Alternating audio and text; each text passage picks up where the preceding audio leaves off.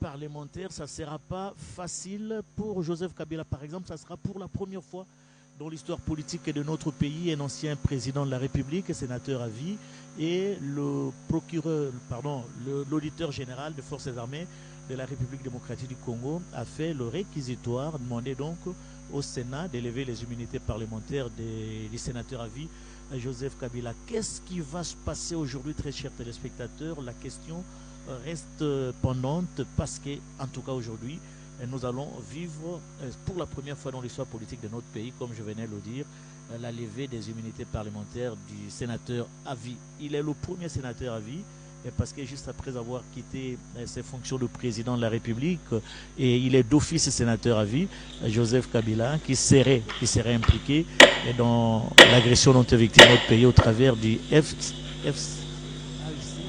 La séance est reprise.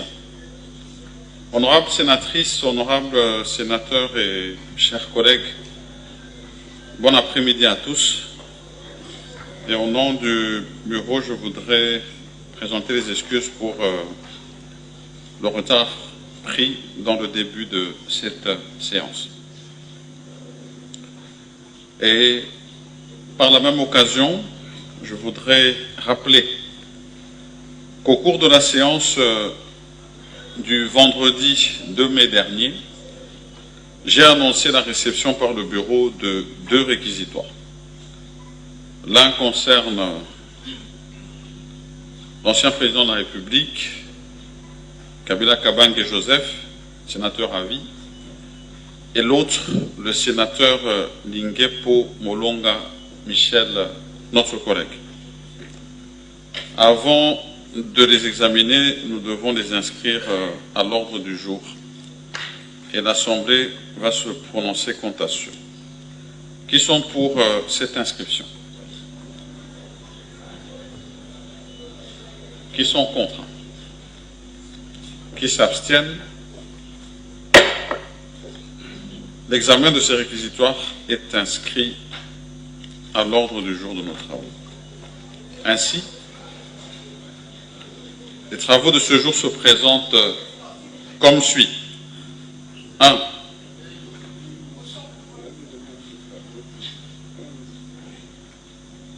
Oui, honorable Mwando, j'aurais voulu que nous puissions, parce que nous venons d'adopter l'ordre du jour,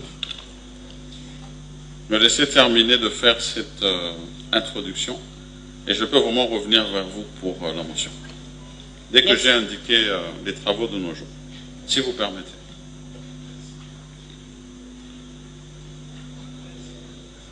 Ainsi, nos travaux de ce jour se présentent comme suit. 1. Communication des noms des sénateurs devant faire partie de la commission chargée de rédiger la synthèse nationale de nos rapports de vacances parlementaires. 2. La question orale avec débat du sénateur Patrice Pongwembouyou, adressé à la ministre de l'Enseignement supérieur universitaire relative à la politique nationale d'amélioration de la qualité de l'enseignement. 3.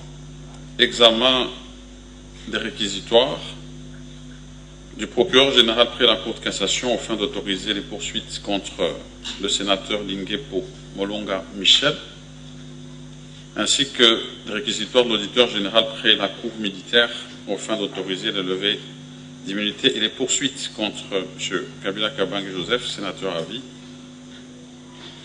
Et avant de procéder à la lecture du procès verbal, je vais revenir maintenant vers notre collègue, la sénatrice Mwando, qui voulait intervenir par motion. Merci, Honorable Président. Honorable Président, j'interviens par motion de procédure. À l'ordre du jour, il est aligné que nous devons parler du statut de l'ancien chef de l'État. Honorable Président, en son article 224 du règlement intérieur du Sénat,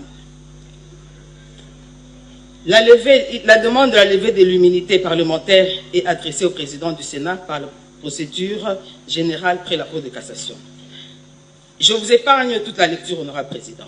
Honorable président, je pense que nous sommes sans le savoir que l'ancien président a un autre statut.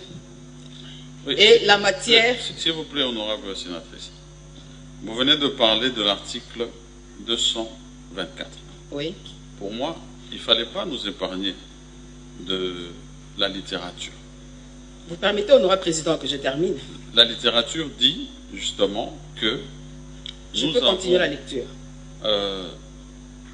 Cet article 224 qui indique que lorsque nous sommes saisis sur une question de réquisitoire,